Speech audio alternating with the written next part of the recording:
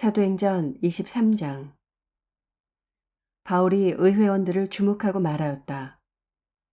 동포 여러분, 나는 이날까지 하나님 앞에서 오로지 바른 양심을 가지고 살아왔습니다. 이 말을 듣고 대제사장 아나니아가 곁에 서 있는 사람들에게 바울의 입을 치라고 명령하였다. 그러자 바울이 그에게 말하였다. 회칠한 벽이여, 하나님께서 당신을 치실 것이요.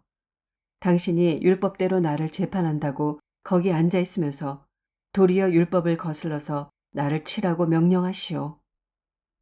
곁에 서 있는 사람들이 말하였다. 그대가 하나님의 대제사장을 모욕하오.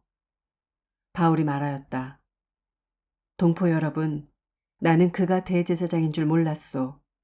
성경에 기록하기를 너의 백성의 지도자를 욕하지 말아라 하였소. 그런데 바울이 그들의 한 부분은 사두개파 사람이요 한 부분은 바리새파 사람인 것을 알고서 의회에서 큰 소리로 말하였다. 동포 여러분, 나는 바리새파 사람이요 바리새파 사람의 아들입니다. 나는 지금 죽은 사람들이 부활할 것이라는 소망 때문에 재판을 받고 있습니다. 바울이 이렇게 말하니 바리새파 사람과 사두개파 사람 사이에 다툼이 생겨서 회중이 나뉘었다. 사두개파 사람은 부활도 천사도 영도 없다고 하는데 바리새파 사람은 그것을 다 인정하기 때문이다. 그래서 큰 소동이 일어났다. 바리새파 사람 편에서 율법학자 몇 사람이 일어나서 바울 편을 들어서 말하였다. 우리는 이 사람에게서 조금도 잘못을 찾을 수 없습니다. 만일 영이나 천사가 그에게 말하여 주었으면 어찌하겠습니까? 싸움이 커지니 천부장은 바울이 그들에게 찢길까 염려하여 군인더러 내려가서 바울을 그들 가운데서 빼내어 병영 안으로 데려가라고 명령하였다. 그날 밤에 주님께서 바울 곁에 서서 말씀하셨다. 용기를 내어라. 네가 예루살렘에서 나의 일을 증언한 것과 같이 로마에서도 증언하여야 한다. 날이 새니 유대 사람들이 모의하여 바울을 죽이기 전에는 먹지도 마시지도 않겠다고 맹세하였다. 이 모의에 가담한 사람은 40명이 넘었다. 그들이 대제사장들과 장로들에게로 가서 말하였다. 우리는 바울을 죽이기 전에는 아무것도 입에 대지 않기로 굳게 맹세하였습니다. 그러니 이제 여러분은 의회와 짜고서 바울에 관한 일을 좀 더 정확하게 알아보려는 척하면서 천부장에게 청원하여 바울을 여러분 앞에 끌어내어 오게 하십시오. 우리는 그가 이곳에 이르기 전에 그를 죽여버릴 준비를 다 해놓았습니다. 그런데 바울의 누이의 아들이 이 음모를 듣고 서둘러 가서 병영으로 들어가 바울에게 그 사실을 일러주었다. 그래서 바울은 백부장 가운데 한 사람을 불러놓고 말하였다. 이 청년을 천부장에게 인도해 주십시오. 그에게 전할 말이 있습니다. 백부장이 그를 데리고 천부장에게로 가서 말하였다. 죄수 바울이 나를 불러서 이 청년이 대장님께 드릴 말씀이 있다고 하면서 데려다 달라고 부탁해서 데려왔습니다. 천부장이 청년의 손을 잡고 아무도 없는 데로 데리고 가서 물어보았다. 내게 전할 말이 무엇이냐? 그가 대답하였다. 유대 사람들이 바울에 관해서 좀 더 정확하게 캐물어 보려는 척하면서 내일 그를 의회로 끌어내어 오게 해달라고 대장님께 청하기로 뜻을 모았습니다. 그러니 대장님은 그들의 말에 넘어가지 마십시오. 바울을 죽이기 전에는 먹지도 마시지도 않겠다고 맹세한 사람이 40명 남짓 매복하여 바울을 기다리고 있습니다. 그들은 지금 준비를 다 하고 대장님에게서 승낙이 내리기만을 기다리고 있습니다. 천부장은 그 청년에게 이 정보를 내게 제공하였다는 말을 아무에게도 하지 말아라 하고 당부한 뒤에 그를 돌려보냈다. 천부장이 백부장 2사람을 불러서 명령하였다. 오늘 밤 9시에 가이사랴로 출발할 수 있도록 보병 200명과 기병 70명과 창병 200명을 준비하여라. 또 바울을 벨릭스 총독에게로 무사히 호송할 수 있도록 그를 태울 짐승도 마련하여라. 그리고 천부장은 이렇게 편지를 썼다.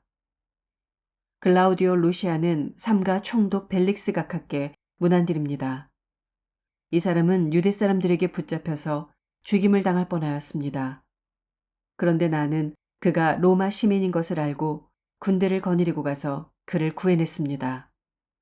유대 사람들이 무슨 일로 그를 고소하는지를 알아보려고 나는 그들의 의회로 그를 데리고 갔습니다. 나는 그가 유대 사람의 율법 문제로 고소를 당하였을 뿐이며 사형을 당하거나 갇힐 만한 아무런 죄가 없다는 것을 알았습니다. 그런데 이 사람을 해하려고 하는 음모가 있다는 정보를 듣고서 나는 당장에 그를 총독님께로 보내는 바입니다. 그리고 그를 고발하는 사람들에게도 그에 대한 일을 각하 앞에 제소하라고 지시하여 두었습니다. 군인들은 명령을 받은 대로 바울을 넘겨받아서 밤에 안디바드리로 데려갔다. 그리고 이튿날 기병들에게 그를 호송하게 맡기고 그들은 병영으로 돌아왔다. 기병들이 가이사랴에 이르러서 그 편지를 총독에게 전달하고 바울도 그 앞에 데려다가 세웠다. 총독은 그 편지를 읽고 나서 바울에게 어느 지방 출신인가를 물어보았다. 총독은 바울이 길리기아 출신인 것을 알고 그대를 고소하는 사람들이 도착하면 그대의 말을 들어보겠네 하고 말한 뒤에 그를 헤롯궁에 가두고 지키라고 명령하였다. 24장. 닷새 뒤에 대제사장 아나니아가 몇몇 장로와 더둘로라는 변호사와 함께 내려와서 총독에게 바울을 고소하였다. 바울을 불러내니 더둘로가 고발하여 말하였다. 벨릭스 총독님, 우리는 총독님의 덕분으로 크게 평안을 누리고 있습니다. 그리고 각하의 선견지명의 덕택으로 이 나라에서는 개혁을 많이 이룰 수 있었습니다. 우리는 어떤 면으로나 또 어디에서나 이것을 인정하며 감사하여 마지 않습니다. 나는 총독님을 오래 방해하지 않겠으니 너그러우신 마음으로 우리의 고발을 잠깐 들어주시기 바랍니다. 우리가 본 바로는 이 자는 연병 같은 자요. 온 세계에 있는 모든 유대 사람에게 소란을 일으키는 자요. 나사렛 도당의 우두머리입니다. 그가 성전까지도 더럽히려고 하므로 우리는 그를 붙잡았습니다. 총독님께서 친히 그를 신문하여 보시면 우리가 그를 고발하는 이유를 다 아시게 될 것입니다. 그러자 유대 사람도 이에 합세해서 그의 말이 모두 사실이라고 주장하였다. 그때 총독이 바울에게 말하라고 머리를 끄덕이니 바울이 대답하였다. 총독님께서 여러 해 동안 이 나라의 재판장으로 계신 것을 내가 알고 있습니다. 그러므로 나는 기쁜 마음으로 내가 한 일을 변호하겠습니다. 내가 예루살렘에 예배하러 올라간 지 열 이틀밖에 되지 않았다는 것은 총독님께서도 곧 아실 수 있습니다. 그리고 나를 고발한 사람들은 내가 성전에서나 회당에서나 성내에서 누구와 논쟁을 하거나 군중을 선동해서 모으거나 하는 것을 보지 못하였습니다. 지금 그들은 내가 한 일을 들어서 고발하고 있지만 총독님께 아무 증거도 제시할 수 없습니다. 그러나 나는 총독님께 이 사실을 고백합니다. 그것은 내가 그들이 이단이라고 하는 그 도를 따라 우리 조상의 하나님을 섬기고 율법과 예언서에 기록되어 있는 모든 것을 믿는다는 사실입니다. 그리고 나는 하나님께 소망을 두고 있는데 나를 고발하는 이 사람들도 그 소망이 이루어지기를 고대하고 있습니다. 곧 그것은 의로운 사람들과 불의한 사람들의 부활이 장차 있으리라는 것입니다. 그러므로 나도 언제나 하나님과 사람들 앞에서 거리낌 없는 양심을 가지려고 힘쓰고 있습니다. 나는 내 결혜에게 구제금을 전달하고 하나님께 제물을 바치려고 여러 해 만에 고국에 돌아왔습니다. 그들은 내가 제물을 바치는 절차로 성전에서 정결례식을 행하는 것을 보았을 뿐이고 내가 작당을 하거나 소동을 일으키는 것을 보지 못하였습니다. 그 자리에는 아시아에서 온 몇몇 유대 사람이 있었는데 내가 한 일을 들어 고발할 것이 있으면 그 사람들이 총독님 앞에 나타나서 고발했어야 마땅할 것입니다. 그렇지 않으면 내가 의회 앞에 끌려가서 섰을 때 이 사람들이 내게서 무슨 잘못을 찾아냈는지 그것을 말하라고 해보십시오. 다만 나는 그들 가운데 서서 말하기를 오늘 내가 여러분에게 재판을 받고 있는 것은 죽은 사람들의 부활과 관련된 문제 때문입니다. 하는 이 한마디 말을 부르짖었을 뿐입니다.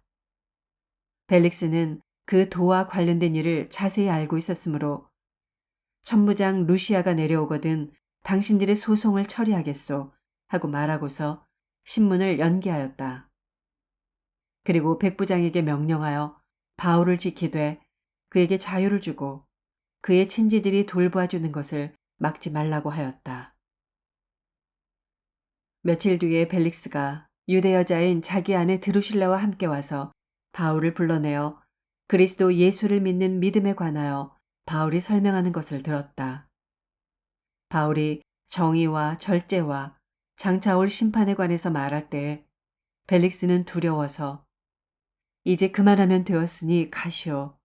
기회가 있으면 다시 당신을 부르겠소. 하고 말하였다. 동시에 그는 바울에게서 돈을 받을까 하고 은근히 바랐다. 그래서 그는 바울을 자주 불러내어 이야기를 나누었다. 2해가 지난 뒤에 보르기오 베스도가 벨릭스의 후임으로 직책을 맡게 되었다. 그런데 벨릭스는 유대 사람의 환심을 사고자 하여 바울을 가두어 둔 채로 내버려 두었다.